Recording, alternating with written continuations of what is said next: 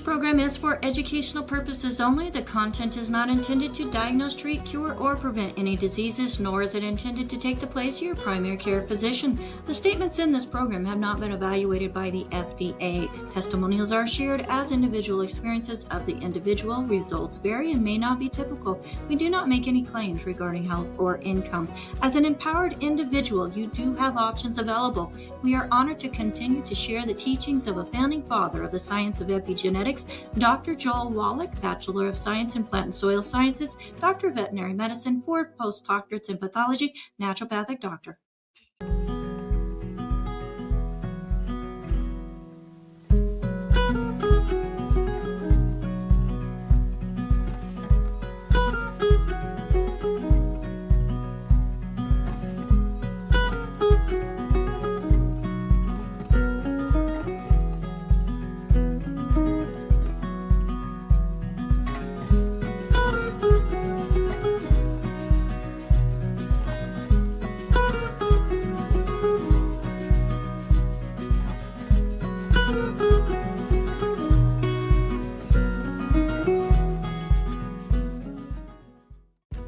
This program is for educational purposes only. The content is not intended to diagnose, treat, cure, or prevent any diseases, nor is it intended to take the place of your primary care physician. Hello and welcome everyone. My name is Ruth Ellen Sanchez and I want to welcome you all to Daily with Doc and Becca. This program is sponsored by dailywithdoc.com. And if somebody referred you to this program, please get back to that person as they will be your main point of contact. And today we have the amazing Pharmacist Ben Fuchs, and we're going to be revisiting and deep diving into the question of why are people afraid to take their supplements and their medication or prescriptions at the same time. So we have some really good questions on that. Pharmacist Ben is going to fill us in. And this program is for educational purposes only. It is not meant to treat, diagnose, or cure any diseases. And it is not meant to take the place of your primary care physician. Also, we do not make any claims regarding health or income. And as an empowered individual, you do have options. Also, if there is a testimonial, it is the experience of the person giving the testimonial and not a claim that we are making. So I'm going to go ahead and bring Ben on, who is... Hi there. I just had to detangle here. I don't know why this always happens to me. I'm not even sure what to do about it. Is there a magic trick? Do you ever wonder why, like, you wrap your iPhone or your earphones in the drawer, and then like you open the drawer 2 days later and it's all a big tangled mess? I don't know. Are there little... I know it's like a physics law or something. It's kind of crazy how that happens. Anyway, how's it going, Ruth Ellen? It's going really good. How's it going with you? Good to see everybody. Yes, great to see you. So this is an interesting topic. Don't you get frustrated when people say, my doctor said these are going to interfere with my drugs? Or when people ask, it's just a kind of frustrating thing for me, because we have this kind of this sort of dual way of looking at nutrition. On one hand, we look at them, and I don't mean by we, I mean the mainstream, especially mainstream medicine or the orthodox medical viewpoint on nutrition is, oh, it's just silly, and it doesn't really work, and there's no clinical evidence and all that stuff. But on the other hand, they're going to interfere with your drugs. They're so powerful that they have pharmaceutical effects that are going to counteract the medicines that we're giving you. So it's like, which one is it? Are these really strong enough to interfere with your medications, or are they placebos and they don't really work and there's no clinical evidence and they're just like taking Skittles or M&Ms, right? Well, right. Obviously neither is true. And the fact is, nutrients are not drugs and nutrients are not placebos. Body runs on nutrients and they don't act like pharmaceuticals. Pharmaceuticals command cellular responses. They order cellular responses. They tell the cell what to do.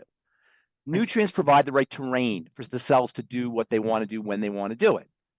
Now, which one makes more sense when it comes to a therapeutic intervention? To command, to order the cells to do things, or to provide the raw materials in an environmental fashion, in a terrain fashion, so the cells can do what they want to do? And that's obviously that's our perspective. Yes, it is. So then it comes to the interference aspect. Nutrients will not interfere with the drugs literally or per se, but they will create an environment that allows the drug response to be more effective. So to give a classic example, if you are taking a blood thinning drug, they'll tell you not to use vitamin K because vitamin K supposedly clots the blood and they don't want to have a blood clotting effect. Sorry, just 1 second, you guys. Hey, I gotta call you too, okay? Sorry, I had to do that. I was expecting a phone call. So, Okay. Vitamin K clots the blood, supposedly. It doesn't really clot the blood, but vitamin K clots the blood and blood thinners thin the blood. And so if you take vitamin K with your blood thinning drugs, supposedly what's going to happen is they're going to counteract each other. That's not what happens. Vitamin K does not clot the blood. Vitamin E does not thin the blood. Essential fatty acids don't thin the blood. And maybe we're a little guilty for saying that as lay people. We kind of confuse the matter by talking that way. It's not what happens. Vitamin E, essential fatty acids, glucosamine, they have effects that allow the body to thin the blood more effectively. Vitamin K has effects that allows the blood to clot more effectively. In other words, when the body needs to clot, vitamin K has to be present. No vitamin K present, it's not going to clot as effectively. But that's not the same as vitamin K clotting the blood. You guys, is that distinction clear? On the other hand, a blood thinning drug like Coumadin literally thins the blood, literally does not provide the environment, does not provide the raw materials, does not make it easier for the body to do what it needs to. It literally thins the blood. And the medical folks do not distinguish between those two effects. We have to distinguish between those two effects, providing the terrain. You know what I mean when I say terrain? That's actually a medical term, terrain. Yeah, the internal part of the body. No, the terrain, the ground, not the internal part of the body, the ground, right? So the terrain is where the plant grows from. The terrain, a good terrain will allow a plant to grow, a bad terrain will not allow a plant to grow. We're working on the terrain, the biochemical terrain, to allow biochemistry to proceed. But we're not, with nutrition, making things happen. This is very important because to make things happen is an arrogant command proposal to the body. You are going to do this. And I always give that story about Moses hitting the rock, because that's what I always think of. Moses hit the rock. He wasn't supposed to hit the rock. He was supposed to ask the rock. Medicine hits the rock. You are going to, the doctor or the medical professional saying, blood pressure, you're going to drop, whether you like it or not. Gallbladder, we're going to take care of you, even if we have to yank you out of the body. You understand? It's a different mentality. Whether this happened or not, it's at least legendary. Francis Bacon, who was the father of modern medicine, or modern science, one of the fathers of modern science, is famous for saying, and this is kind of legendary, I'm not sure if he literally said it, but the legend goes, he said, we will put nature on the rock and tear her secrets from her limb from limb. And this is the viewpoint that science and scientists had in the 1500s, in the 16th century, when science was getting going, and medicine is an extension of that. It perceives nature as being flawed. It perceives biology as being flawed. It perceives the body as being inherently flawed. And the only way that it can run is if we fix it. We don't have that perspective. Holistic practitioners don't have that perspective. Naturopathy doesn't have that perspective. Our perspective is the body's wise, much wiser than we are, and it seems pretty self-evident. Yes, there's heart attacks that happen, and there's diseases that happen. Clearly, obviously, but the body heals itself. Cells are capable of producing hundreds of chemical reactions a second with no intervention.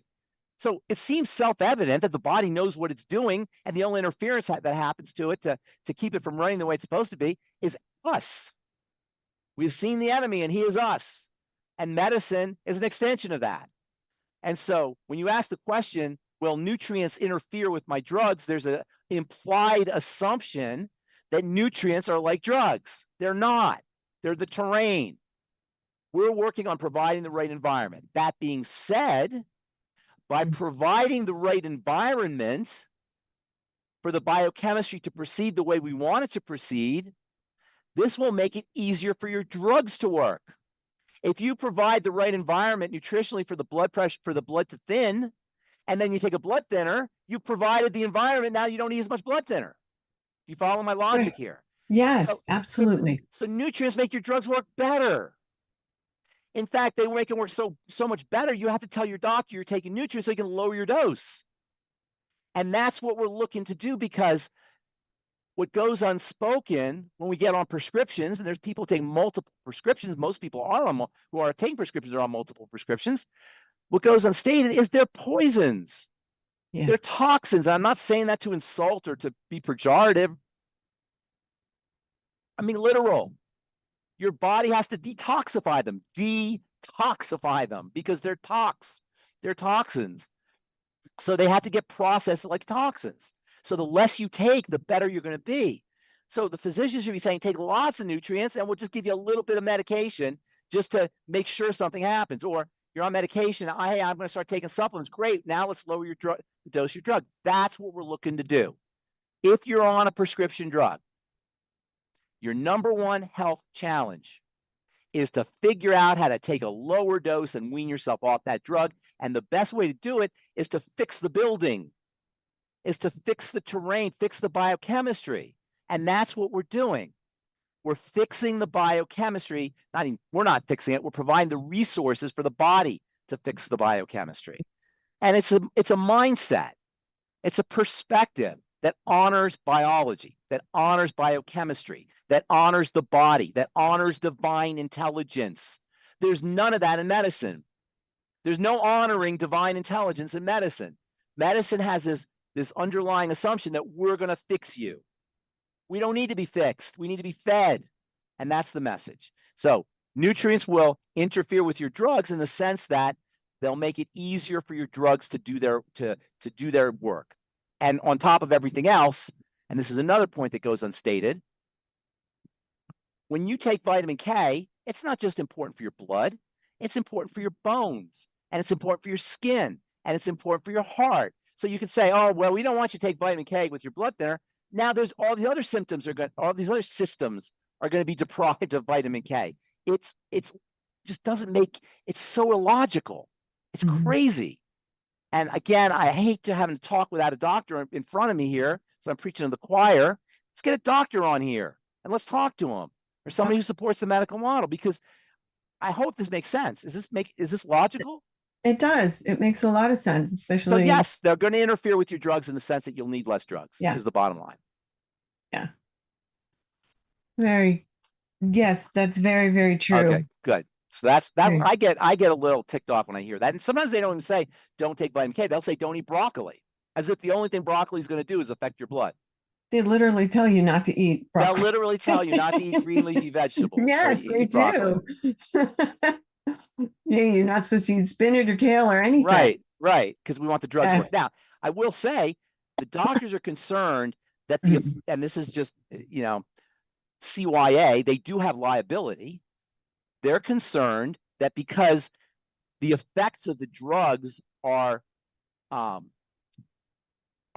analyzed very closely, they're monitored, they're parameters that the drugs have to operate within, and nutrients are not that compliant because nutrients are being shunted all over the body. So the doctors are afraid that we don't have enough control over the nutrients, like we have control over the drugs. Of course, nobody has any control over anything. You can't really control the drugs, but they feel like they have more control over the drugs, and nutrients will introduce a wild card into the biochemistry, and that's what they're concerned about, in fairness, but they're so benign compared to toxic drugs. Docs only look at one thing. They see everything as pharmacology. That's how they're trained, because they don't study nutrition. So it's not like they're bad people. It's not like they're dumb people. They're trained that way.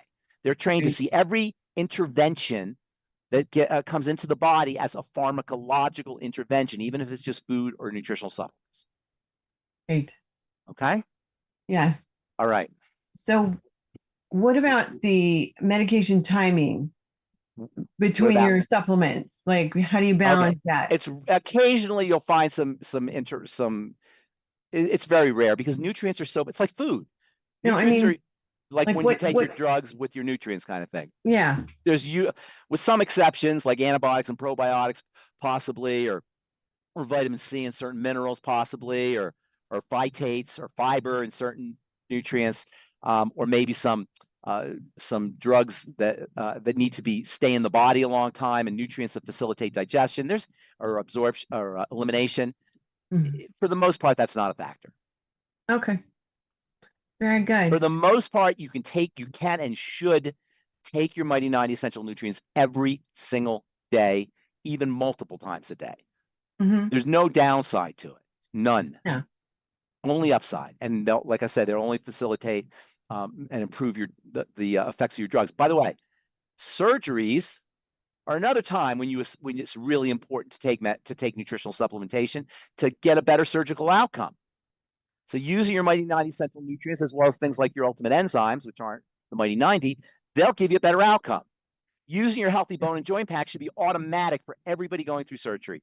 Everybody going through surgery should be on the healthy bone and joint pack before and after with the digestive enzymes. In fact, we should call the healthy bone and joint pack the healthy bone and joint and pre-surgical pack. That's how significant that is. Everybody who's going through some kind of surgical procedure will have a better outcome from their procedure if they're loaded with nutrition pre-surgery. As soon as the scalpel hits the skin, the healing process begins. So if you're loaded with vitamin C and calcium and magnesium and zinc, et cetera, the healing process can begin instantly. And that's when it should begin, as soon as the scalpel hits the skin. Perfect. I agree with you.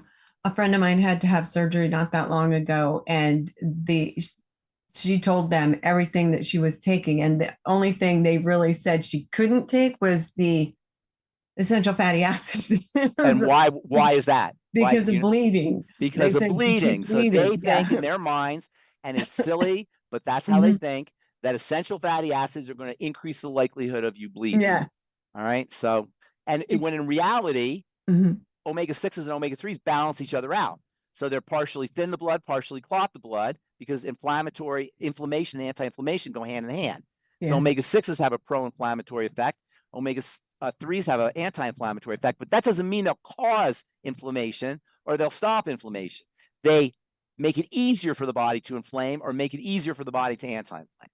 That's a very important distinction, to make it easier for the body to do what it wants to do versus making the body do what it wants to do. Hitting the rock versus asking the rock. Yeah. You know, your body is your baby.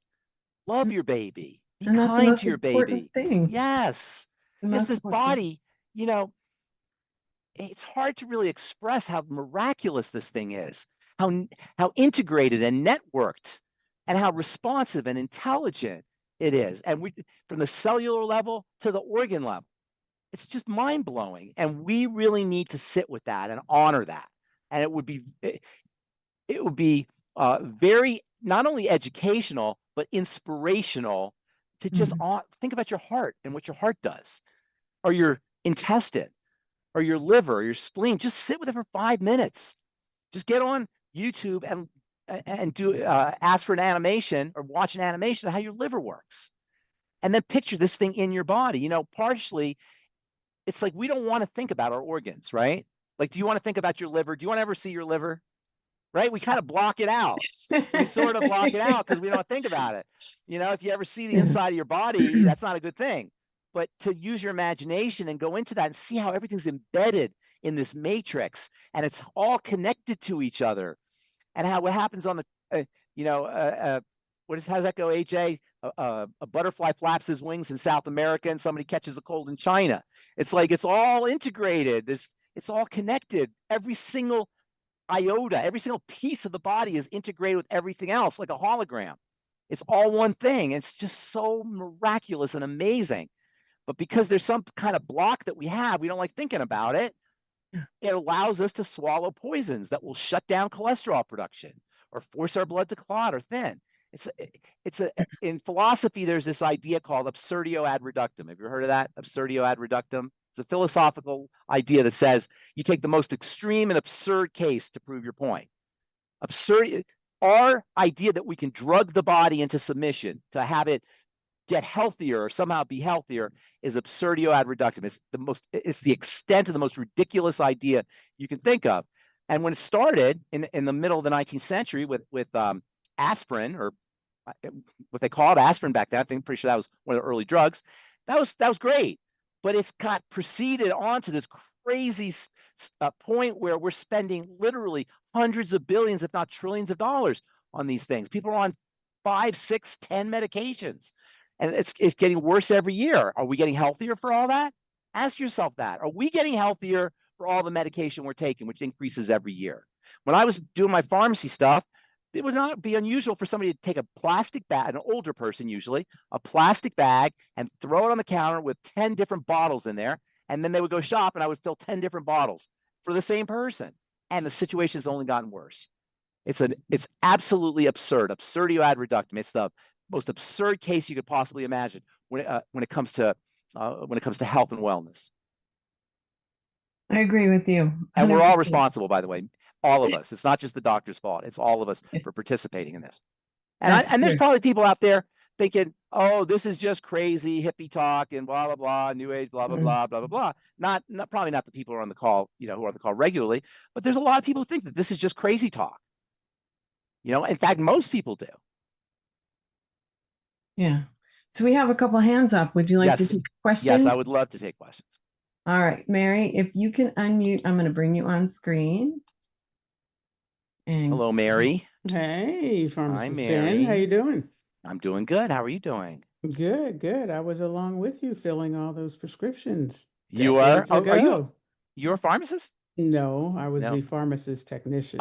You know what I'm talking about, right? Oh, of course. A plastic bag with like 10 different bottles in it, right? Yes. And that was not unusual. Not unusual. Not unusual. Okay, so let's get to some questions. I'll just take two. There's many, so I'm going to try to get it quick here. Mark has a question. Yes. Hi, Are Mark. there any natural remedies to help fight ulcerative colitis? Oh, yes. He knows about reducing inflammation helps, but he Well, wants to know about remedies. foods. The most important thing for any intestinal problem, ulcerative colitis, is it's not really a disease. It's a description. You got ulcers in your colon. Yeah. Ulceration occurs when there's toxicity in the colon, when there's changes in bacteria, so-called dysbiosis, or in response to specific foods. So the most important thing is food. Eliminate all the problem foods, liquid diet possibly, depending on how severe the ulceration is. Slimy stuff. So bone soup, bone broth is ideal. Aloe vera gel, Fucoid Z, or maybe even ZRadical. Something to coat the ulcer is a good idea. Healthy digestion pack. Nightly essence. You got to be a little bit careful with the nightly essence. You want to start off slowly with probiotics, because if you have too much bacteria in the intestine, you can throw things off. So you want to start off slowly. I-26, of course. The Daily Digest is cool because it comes in a packet and you can take a bunch of different supplements all in one packet every day. So that's a good idea to use. Dr. Ariaz's liver cleanse is a good idea to use. There's a very important relationship between the intestine and the colon, or I'm sorry, the intestine and the liver, and then also strengthening the intestinal lining with collagen peptides, collagen, Fucoid and Fucoid Z, healthy bone and joint pack. The healthy bone and joint pack, as we talked about earlier, is good for the whole body. That's just the bones and joints, for the connective tissue. And there's a very important connective tissue component to the intestine. So ulcerative colitis in many ways involves deterioration of connective tissue. So healthy bone and joint pack. So there's lots and lots and lots of things to do. Most importantly is to stop the assaults on the intestine. And don't go by good food, bad food list, because there's a lot of good foods that can create havoc in the intestine. So you want to do a food diary and look for symptoms. Ulcerative colitis, any digestive issue, Crohn's disease, celiac disease, ulcerative colitis, whatever it is, all of it is reversible. The intestine and the skin are the two most, the cells of the intestine and the cells of the skin are the two most rapidly dividing cellular systems in the body. So they're designed to heal. Think about it. The intestine is constantly being assaulted, if you will, even from a healthy diet. Yeah. So nature has equipped the intestine with rapid cellular division. So yes, they can heal. You can never have ulcerative colitis again if you ever do that, if you do this correctly. How cool is that? You can never have to deal with this condition again. It's strictly a food condition. And so by modifying the way you eat and modifying the kind of supplements you take, you can do a lot. I highly recommend liquids. In addition to bone soup, vegetable juices.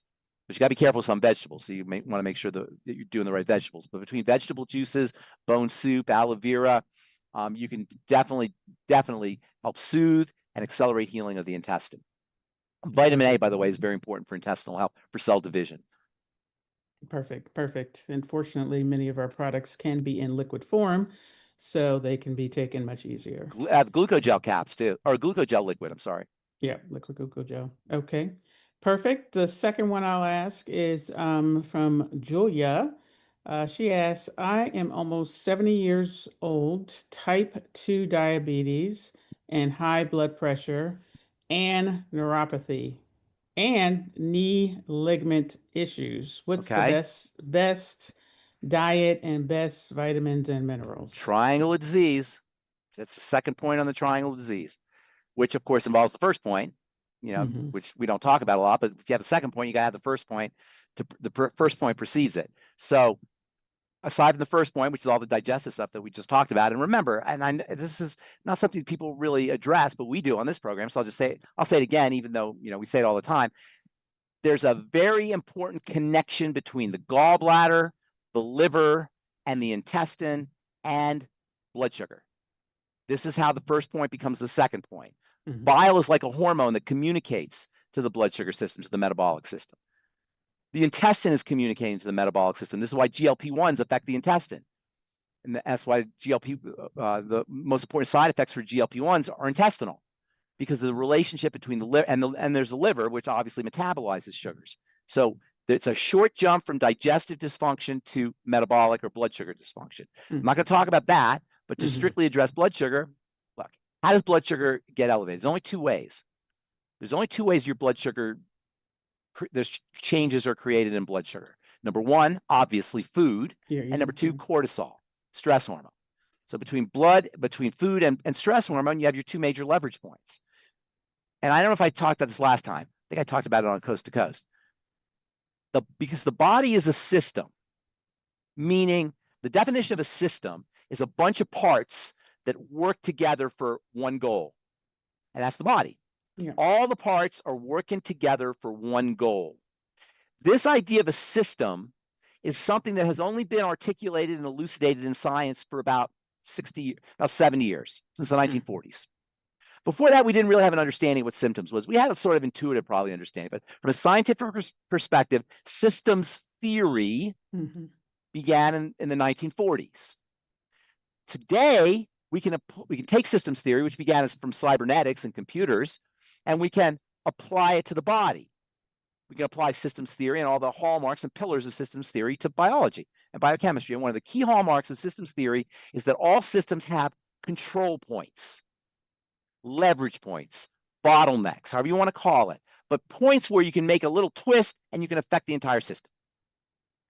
Contrast that with how medicine looks at the body, which comes from, as I said earlier, the 15th century and 16th century, where all the parts were looked at as being independent. They weren't looked at as being part of a system. So if you had a heart problem, you had a heart problem. If you had a skin problem, you had a skin problem. If you had a bone problem, you had a bone problem. With systems theory, if you had a bone problem, you got a system problem.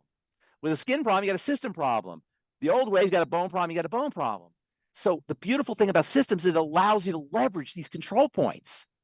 The major control point is what comes into the body through the mouth, and that's food. So for our friend, what's her name? Or this gal that wrote? Julia. Food. The less you eat, the more stable your blood sugar system is going to be. The less calories you ingest, the more stable your blood sugar is going to be. The less foods you ingest that spike your calories or spike your blood sugar, the more stable your blood sugar is going to be. So stay away from foods that are fast burning, highly easy to process. Fast food, processed food, ultra processed food is engineered to be easy to process. There's no ultra processed food that you have to chew a lot, for example, right? You have to chew a food a lot. That's usually a natural food. Fast food, ultra processed food, it goes right down your throat. It goes right in your system. These spike your blood sugar instantly. Foods that have lots of fructose, fruit sugar, high fructose corn syrup, same thing. Sweet beverages, I should say, they're the worst.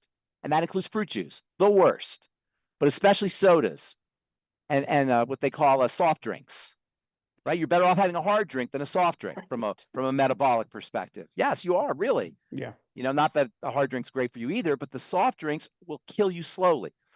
Fatty liver disease is an epidemic now, largely because of our dramatically increased ingestion of fructose, not in fruits, but in high fructose corn syrup.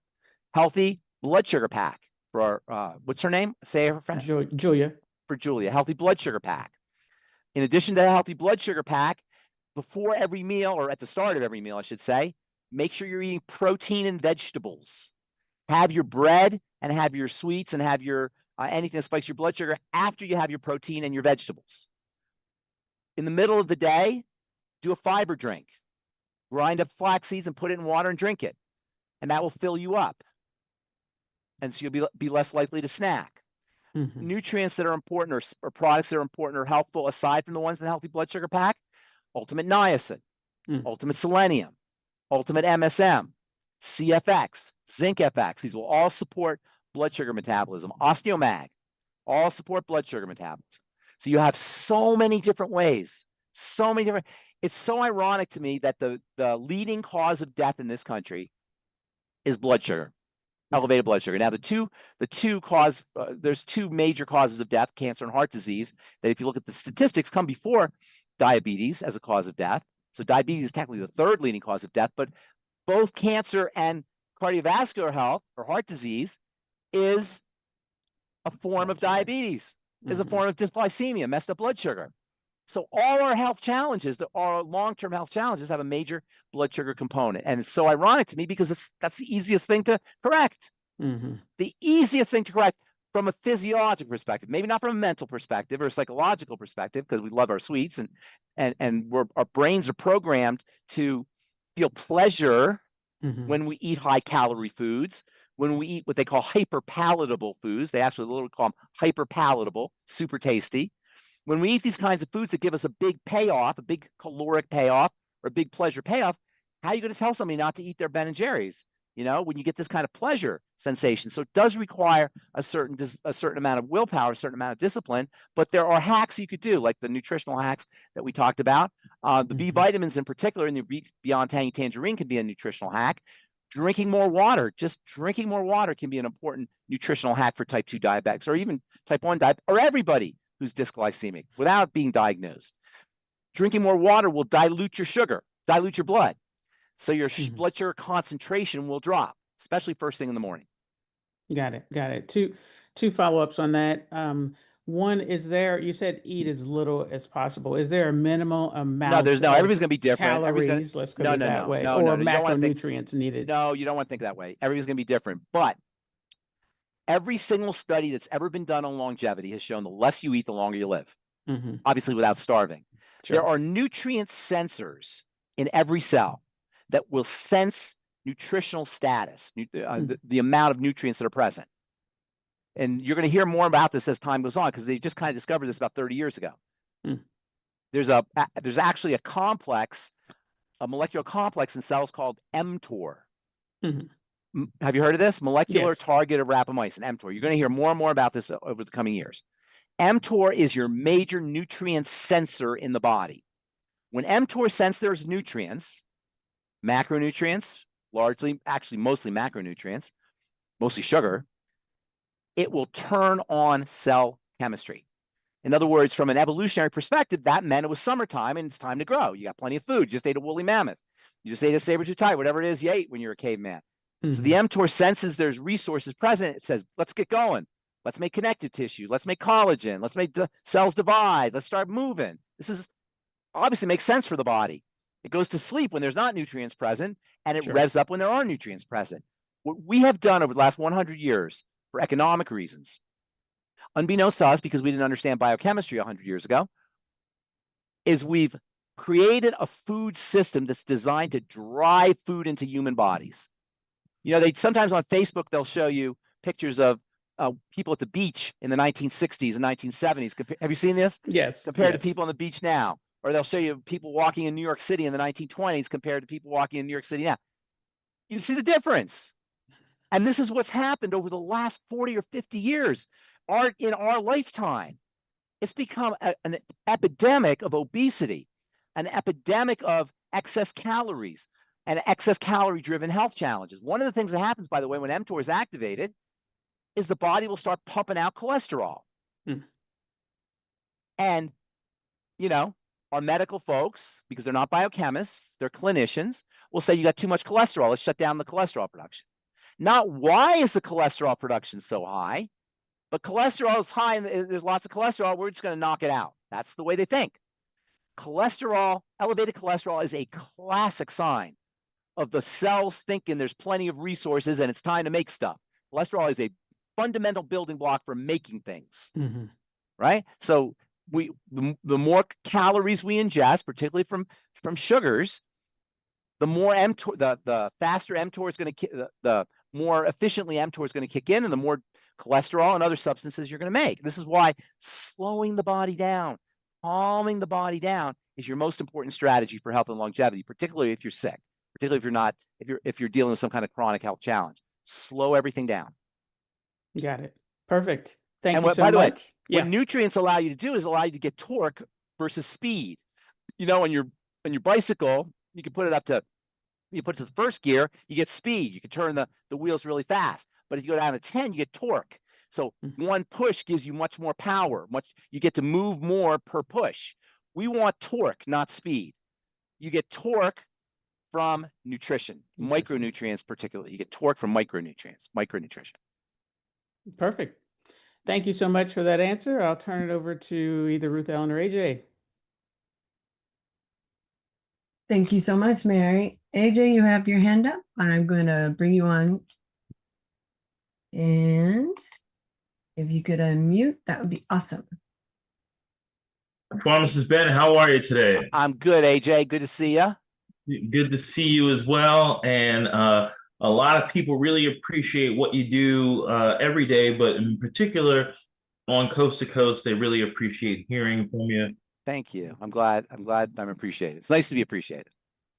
Yes, you are well appreciated. You know, I have a woman named Sally, locally in California, dealing with I don't know if this word is accurate, Cameron lesions, elongated, flattened ulcers, bleeding at the crest of the stomach folds, large hiatal hernia problem. Colon looks okay, except for the fact that there's mild diverticulitis, 6 since last year, too high of a risk to have surgery. She's got to lose some weight first, shortness of breath, difficulty walking. All right, you can stop right there. MBFA, classic MBFA. Cameron lesions, they're just ulcerations, basically stomach ulcerations, and that's what's happening. Her whole digestive tract is ulcerated, but she's also got weight problems, so chances are she's dysglycemic. H. pylori? I'm sure H. pylori is involved, absolutely. And then she didn't mention it, but she's probably got problems sleeping, and she's probably got jitteriness and anxiety and all the cortisol issues as well. What does that scream out to you there? Digestive problems, blood sugar problems, adrenal stress problems. Well, besides the triangular disease, it reminds me of metabolic syndrome. But well, it's the second point on the triangle disease. Yes, it's metabolic syndrome. Absolutely. So the same thing. And yeah. Proton pump inhibitor. Okay, that's just a drug that stops her body from making acid. Just doctor nonsense. She may need it, you know, because acid's obviously going to cause a problem, but acid will also keep her from absorbing her minerals and her B vitamins and breaking down her proteins and activating her enzymes. So, you know, this is just the doctor mentality. And I'm not blaming doctors because that's how they're trained. See problem, fix problem, right? That's not how it works. You don't see problem, fix problem. You got to see problem and backtrack to where the problem begins if you really want to help. But that's not what we do. Look, we're going to the doctor. The doctor didn't come to this lady and say, "Let me help you." She went to the doctor. So you get you get whatever the doctor does. You know, it's like you know, one day I don't have a lot of time. Remind me to tell you the story about the moth who goes into the podiatrist's office. And what did he say? He says the moth goes into the podiatrist's office and he starts talking about his problems with his feet. And he says, "Oh my God, you know, I can't walk." And you know, the moth says, "My feet hurt," and this, that, and the other. And the podiatrist says, "I'm a podiatrist. Why'd you come to see me?"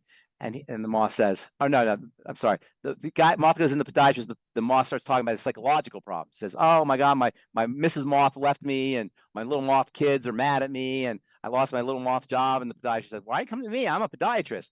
And the moth says, the light was on. I know, I messed up the joke, but that's kind of like that. We go to them.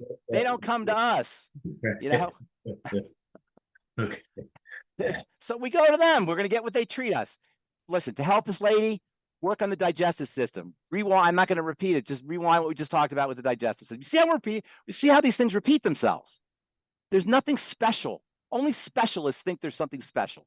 There's nothing special. It's generic. The body breaks down in a predictable pathway. You know, sometimes somebody will tell me a couple things about their health, and then I'll tell them about their menstrual cycle, or I'll tell them about their sleep issues, or they'll tell them about their fertility, and they'll say, how did you know that? Because it's a pattern. It all repeats itself. There's nothing special about how the body breaks down. It's generic. And that's why the mindset is so important. But we don't believe in ourselves, and partially it's because we're taught not to believe in ourselves. We're taught to trust other people. That's why I always harp on this idea of authority. You want to be your own authority. Longevity is about being your own doctor. Let's play doctor, right? This is what doc was all about. Do it yourself. So for this gal, her body's falling apart, largely at the first point, based on what you said. Now, she also has obesity issues, so there's metabolic issues, I'm sure. And like I said, she didn't mention cortisol, but I'm sure there's sleep problems, anxiety issues, depression, and all the things that are associated with cortisol. Foods, food diary. We got a food diary at criticalhealthnews.com. Everybody who's dealing with a chronic degenerative condition or multiple chronic degenerative conditions, download that food diary and start doing the food diary and link your health issues with specific foods. Then eliminate those foods. And then you do all the digestive stuff we just talked about, and then get on the blood sugar stuff that we just talked about. Go ketogenic, low calorie, low sugar, etc. It's as simple as that. Healthy blood sugar pack, Fucoid Z, I-26, Daily Digest, Ultimate Enzymes, apple cider vinegar, or even better, Beyond Tangy Tangerine. Drink your Beyond Tangy Tangerine with your Ultimate Enzymes. Drink Beyond Tangy Tangerine with your meals. You'll get better absorption of your Beyond Tangy Tangerine, and you'll mitigate some of the digestive, the bloating and cramping and diarrhea that occurs sometimes with Beyond Tangy Tangerine. When you take too much, you can mitigate that by having food. That will slow down the release of the BTT, and it will help you digest your food as well. So there's all of these wonderful strategies that you can employ. Here's the good news. The sicker you are, the faster the turnaround begins. So for those last two questions that you asked me, you can turn this around today, after this call, during this call. Between cigarettes, your lungs start to heal. Between assaults to the body, whatever those assaults are, your body heals. Between meals, your intestine, your diverticulitis, your Cameron lesions, they will begin healing. So as soon as you stop putting the assaults into the body, the healing process begins, especially if you have nutrients in there. Understood, Pharmacist Ben. And, I feel bad for people. They call in, they don't feel like they have any hope. Yeah.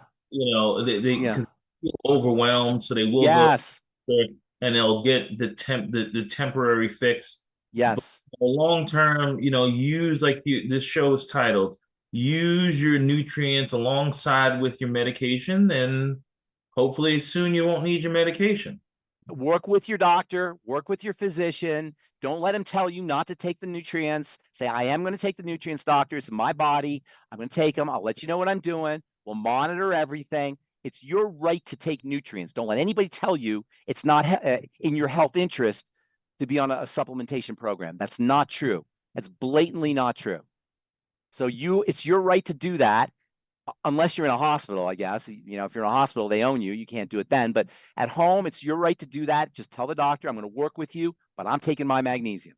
I'm taking my vitamin E, my EFAs, my whatever it is, my Osteomag or BTT or whatever. What? Tangy Tangerine, exactly.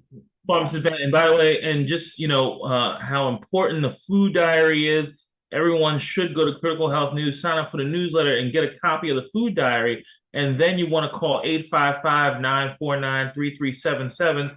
Talk to the team, because we have a tool that I created that you can utilize to help you analyze the food diary based on what Pharmacist Ben and Dr. Wallach have taught us. Pharmacist Ben, see you Monday night. See you Monday night. What, you're going or I'm going? Ruth Allen, you're muted. Thank you, AJ. Why Now did we he just say see you stepped Monday away. night? Why would he? Because he's left the screen and Phyllis has her hand up and he may not Okay. come back on screen until the end. Okay, gotcha. So- Okay, all right. All right. I thought he was kicking me off. No, Okay. we still have, All right. 15 minutes with you. All right. So we're going to try and get as many questions as we can in. One time I had this job working for this guy and he was an older guy and he wanted to be real. He was really sweet. He was really nice, but he wanted to fire me. And his way of firing me, he goes, when I left one day for I go, well, I guess we won't be seeing you around these parts anymore, Ben. That's his way. That's terrible. That's how he fired me. That's not We right. won't be at seeing you all. around these parts. He's such a nice guy. He couldn't fire me. Oh my gosh, I cannot believe that. That was just I know. I mean. believe Oh it. my gosh. All right, so let's go ahead. Well, and thank you for all you do. Well, you're cracking me up between that and the moth. I ruined the moth joke, but it's funnier than I made it. It was still funny. All right. Okay, so we have a couple of questions from Repulsify on YouTube. What? Repulsify? I know. What a Great terrible name. Repulsify. All right. All right. Well, so for number one, Yes. he asks, what do you know about AKG? What do I know about AKG? Okay, what's the next question? I'll tell you about AKG in a second. All right. So he says his hairline is receding from the corners. He started that male pattern baldness. His appendix, he got his appendix out when he was 10. Well, there you go. You got the problem right there. And a lot of kids who have their appendix out are going to be dealing with well, first of all, they're going to be dealing with intestinal problems for the rest of their life, but they've also had intestinal problems that preceded their appendicitis or their appendix removal. The appendix is a little tiny stick, a little tiny tube that comes off of the intestine. And for the longest time, they didn't know what it did. They used to, when I was in pharmacy school, they used to call it a vestige, meaning it's just some useless piece of flesh that's in the body that there's no purpose for. But then they realized that that's where all the bacteria are. And it turns out that the appendix is a warehouse or a storehouse for bacteria. So without an appendix, you're going to be dealing with dysbiosis for the rest of your life, unless you take care of yourself. And then preceding the appendix, if he had appendicitis, I assume he had appendicitis, he probably had dysbiosis before that. So this is a guy who has long-standing digestive health issues, or long-standing digestive health issues. What was the question about it? Did he have a question about he asked about his hairline receding, but he also mentioned, talk about the dysbiosis. He's 209 pounds, 5'10", and he has brown circular marks on his skin, does that relate to the digestion? Absolutely, 100%. The skin and the digestive system are like two peas in a pod. The digestive system is the skin inside out and vice versa. The skin is the digestive system outside in. They communicate to each other, and it's almost impossible to have a skin condition that's not a digestive condition. There are some local things like gluten allergies or nickel allergies or latex allergies, but even then a case could be made that the skin is sensitive because of digestive issues. So you want to pretty much assume that a skin problem is a digestive problem. And I'm saying that as somebody who's been studying skin and skin issues for 40 plus years. It's almost impossible not to have one related to the other. The hair problem is a follicle problem. When you have hair loss, you've got follicles that aren't feeding hair. The follicles are lined by, like any other part of the body, like by cells. So it's a cellular issue. To the body, the hair doesn't matter. To us, it matters. But to the body, the heart is way more important than the hair. And the spleen and the liver and the intestine and the lungs and all the internal viscera are way more important than the hair is. So under conditions of nutritional deficiencies or toxicities, all the resources are going to be diverted from the top, from the extremities into the center, the viscera, the core of the body. So until you get that straightened out, you're not going to be able to deal with your hair. You can't deal with it directly. So the body doesn't give a rat's you-know-what about your hair. The body is much more concerned with your survival, and hair has nothing to do with your survival as much as we like hair. There's also the issue of hormones. Testosterone and insulin are major players in hair loss. Obviously, if this guy is 5'10" and 209, he's got some insulin problems and likely has testosterone problems. So you can't, and this is also true for men who have ED, or men who are starting to lose their masculinity as they get older, or men who are starting to lose muscle mass or weaker as they get older. Think insulin, elevated insulin. Once you have elevated insulin, it's a very, very short jump to deficiencies, or at least functional deficiencies, in testosterone and androgens and male hormones. Think insulin. How do you lower insulin? Lower your calories. It's a well-known fact that anabolism and muscle building can be accomplished by calorie reduction, not nutrition reduction, but calorie reduction. Bodybuilders know this. You know, before contests, they'll fast. They won't eat, so they can get cut up. So work on your insulin. There's a major connection between elevated insulin and hair loss. It's part of metabolic syndrome, as Ruth Ellen could tell, or as Rebecca could tell us if she was here. So think insulin resistance. Remember, we're boiling this down to the control points. The control points are the three major control points are the digestive system, the blood sugar system, and the adrenal thyroid complex. The two major control points, if you want to simplify it even further, are the digestive system and the metabolic system, period. Now, as far as AKG goes, that is cute. You got way bigger fish to fry than AKG. AKG, by the way, is a molecule that's involved in energy production. Alpha ketoglutarate, they call it, or AKG. Bodybuilders will sometimes use it. They'll use it to reduce health problems. Don't fall for it. You got way bigger fish to fry than AKG. And anybody tries to sell you AKG doesn't know what they're talking about. You need your B vitamin. You need your essential nutrients. Remember, we call these the mighty 90 essential nutrients. What does that mean? That means without them, you're dead. That's what essential means. Sometimes people will say, oh, essential means your body can't make it. You got to get in your diet. It's more fundamental than that. Without it, you're dead. That's what it is. Or if you don't have enough of it, you'll suffer from a disease. Most of us are in that category, unless perhaps present company excluded, because we're all hip to supplementation. For most people, they're going to be deficient in the essential nutrients, not enough to be dead, but enough to be suffering from health challenges, from deficiency health challenges, even if they're not diseases. That's your fish. Those are the fish you want to fry. AKG is way down the list on important things to do. It's cute. Don't waste your money. Get on the Healthy Start Pack. So besides cutting back on calories and getting the essential... healthy blood sugar pack. Mm-hmm. What about upping his protein?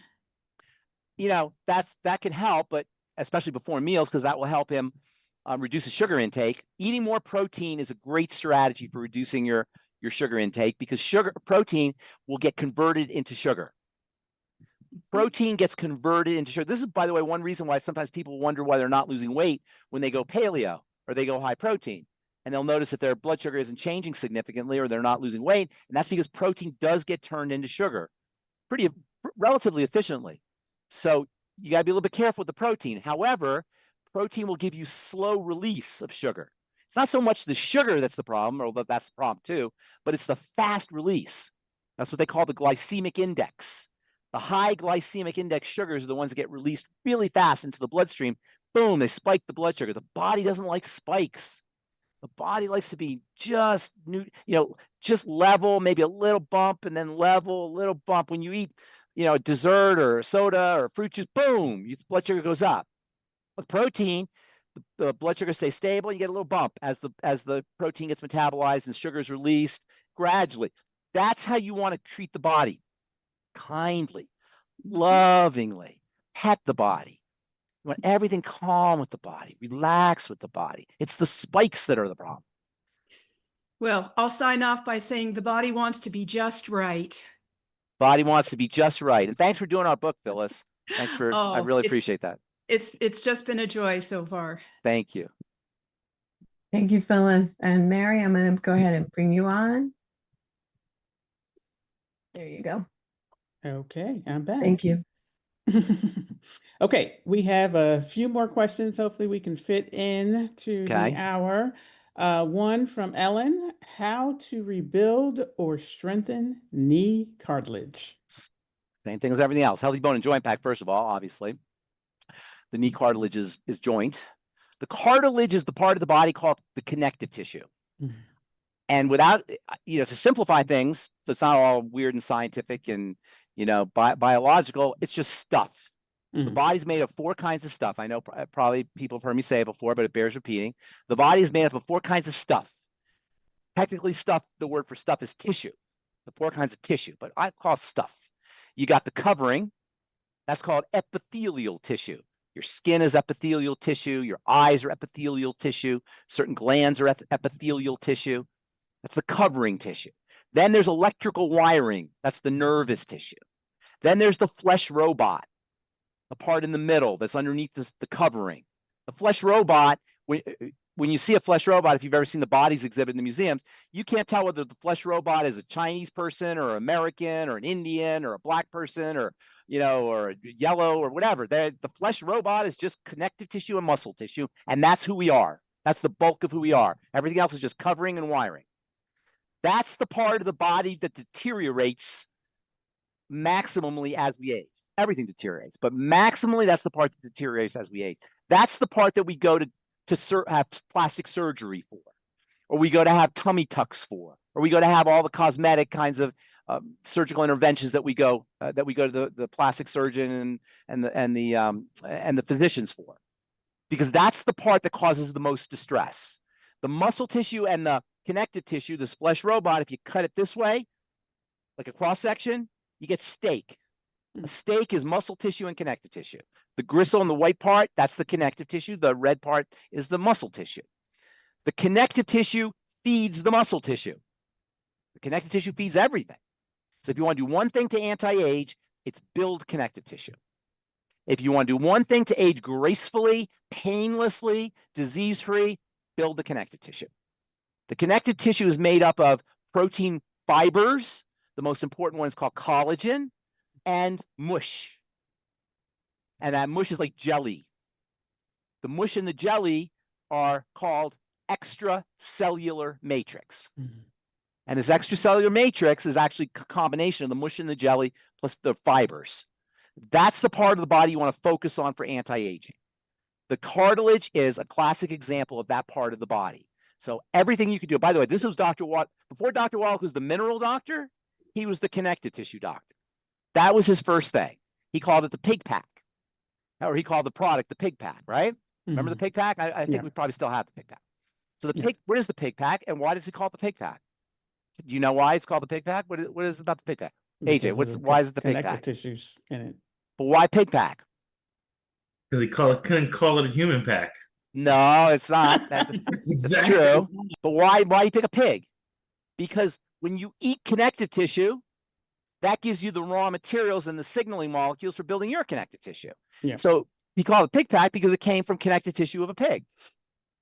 Okay, you can have connective tissue of a cow. You probably aren't going to eat connective tissue from a human, but you can have connective tissue from animals. This is why indigenous cultures always eat the organs. We eat the muscle. When we eat meat, we love the muscle. That's what steak is. It's the muscle. We get rid of the connective tissue, but the connective tissue, eating the connective tissue, the pig's feet, the snouts, the tails, that's all the connective tissue. When you eat connective tissue, you build your connective tissue. He called it the pig pack because it had connective tissue from a pig. And so it built your connective tissue. So eating connective tissue is job number one. Now, you don't have to eat directly. You don't have to eat, organ meat if you don't want organ meat or bone soup, bone broth. By the way, bones are connective tissue. I was just reading an article just earlier this week about how building bone is not about calcium. It's about building connective tissue, which we've been talking about here for years. The bones are connective tissue. The blood is connective tissue. The vessels are connective tissue. So eating connective tissue, but you don't have to necessarily eat the connective tissue. You can eat your collagen peptides, or you can eat collagen. So that's another thing. That's another way to go. You can eat the building blocks of connective tissue. One of the most important is glucosamine. So your glucogel caps. And what you'll find is once you start eating all these, not only you're building your cartilage, but you're building your fascia in your face. So you get less wrinkles. You're building your joints. So you get less arthritis. The connective tissue feeds all the cells. So every one of the cells of the body is going to be healthier. The connective tissue detoxifies. So building connective tissue is the sine qua non, the very essence of anti-aging is building connective tissue. Focus on that connective tissue. You can't build connective tissue without your Beyond Tangy Tangerine, specifically vitamin C. So make sure you're on your Beyond Tangy Tangerine as well. anything you can do to build connective tissue, healthy bone and joint pack, and of course Beyond Tangy Tangerine's in there. I throw in collagen peptides, hydrolyzed collagen, TMR. TMR is awesome. We haven't talked about TMR in a while. That stuff is awesome. Oh yeah, for blood sugar, we talked about eating more protein. Start your meals off with TMR. Get some almond milk, unsweetened, a banana, and a couple scoops of TMR shake. Holy cow, is that delicious? Crack a raw egg in there if you want more protein, even more delicious and healthy for you. Start every meal off with some TMR shake. Your body will love you, and Stan and Laura will love you too. Yes, no doubt about it. No doubt about it. Thank you. Thank you so much. It sounds like I need to turn this over to Ruth Ellen. And I do have to bolt here. Yes, it is the top of the hour. Thank you so much, Mary. Thank you, everybody. All right. Thank you, Pharmacist Ben. Nice to see y'all. We'll see you next week. Okay. Monday, AJ. Yes, Monday. Okay. Bye. Bye. Thank you. Thank you for joining us, everyone. It was a very informational packed show. We got lots of questions answered and some really good information in the beginning. And I'm grateful that we were able to get all those questions answered, because sometimes we run out of time. So if I can get my team to come up and join me on the screen, and I got to remember. There we go. All right. Thank you, everyone, for joining us today. If your question did not get asked or answered, please email us at questions at dailywithdoc.com. Or you can call if you'd like to speak with a certified holistic health coach at 855-949-3377, and somebody can help you. And also, if you're working with somebody, please make sure to get back with that person, because they'll be your primary point of contact. And also, this program was for educational purposes only and not meant to treat, diagnose, or cure any diseases or replace your primary care physician. So I want to thank everyone who came and joined us today. Thank you for that. We love it when we get people coming in and able to share information with you. And I want to thank everyone who helped support the show, starting with Mary. Mary is out there on the different platforms, bringing in questions and helping in the background here on the Zoom. So thank you so much for all that you do, Mary. It's greatly appreciated. And then we have Phyllis, who is also doing that, but she's also helping to share the platform on the platforms in different areas. And she is also responsible, her and her husband, Andy, for getting Doc on the radio. Otherwise, none of us would probably be here. So thank you for all that and so much more, Phyllis. And then we have Marilyn, who is Miss Speedy Fingers. And is one of the benefits of being here with us on Zoom is she is typing away and lots of information to read. So thank you, Marilyn. You're awesome. And then we have Albert, who is joining us from South Africa and is the person that will answer the phone in the middle of the night when the rest of us are sleeping because it's daytime to him. Thank you for joining us, Albert. I know it's late at night for you, so thank you. And also, he is the gatekeeper and lets people in. And if you have a phone number, he takes part of the phone number off to guard your privacy, which is very important to us. And then we have AJ, who does too many things to mention. He is our digital marketing director, and he just does so many things. And we are very grateful for him. Especially, we enjoy Pharmacist Ben Bites on Monday night, so join us for that. And my name is Ruth Ellen Sanchez, and I am the executive production manager of Daily with Doc and Becca. And I do a lot of things, and I love what I do, and I love my team, and I love everybody. And Rebecca, we miss you. Also, just remember to be kind, because you don't know what somebody's going through. And also, it's very important to respect people's wishes and privacy, and not push and keep pushing if they ask you to stop contacting them. So please stop. Anyway, we will see you all next week. We have some great guests next week. So have a great and beautiful weekend tomorrow. And if you are part of the Institute of Holistic Health, graduation is tomorrow at noon. Email us or text us to find out where to go if you don't already know. Thank you so much, everybody. Have a beautiful day. Bye. AJ. Well, that was an opportunity. I mean, you mentioned the Institute of Holistic Health graduate. Oh, I'm sorry. Yes. If you're interested in being a coach, please go to coach.dailywithdoc.com and there's information there and you can join all of us and be a coach. Thank you for that reminder, AJ. Thank you. Have a great weekend, everyone.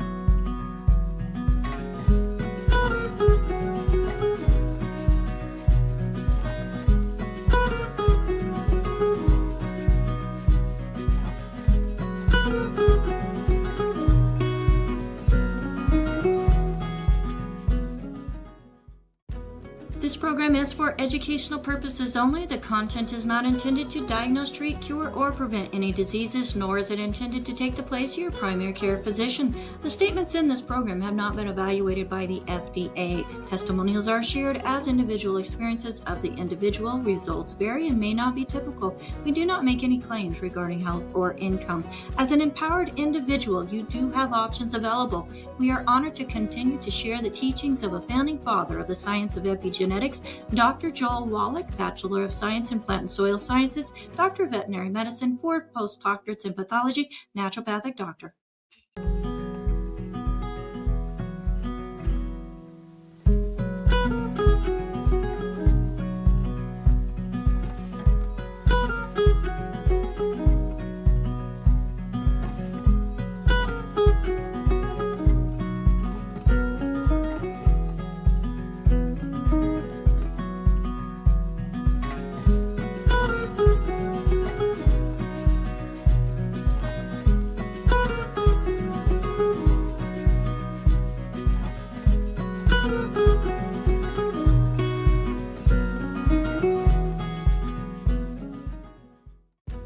This program is for educational purposes only. The content is not intended to diagnose, treat, cure, or prevent any diseases, nor is it intended to take the place of your primary care physician. The statements in this program have not been evaluated by the FDA. Testimonials are shared as individual experiences of the individual. Results vary and may not be typical. We do not make any claims regarding health or income.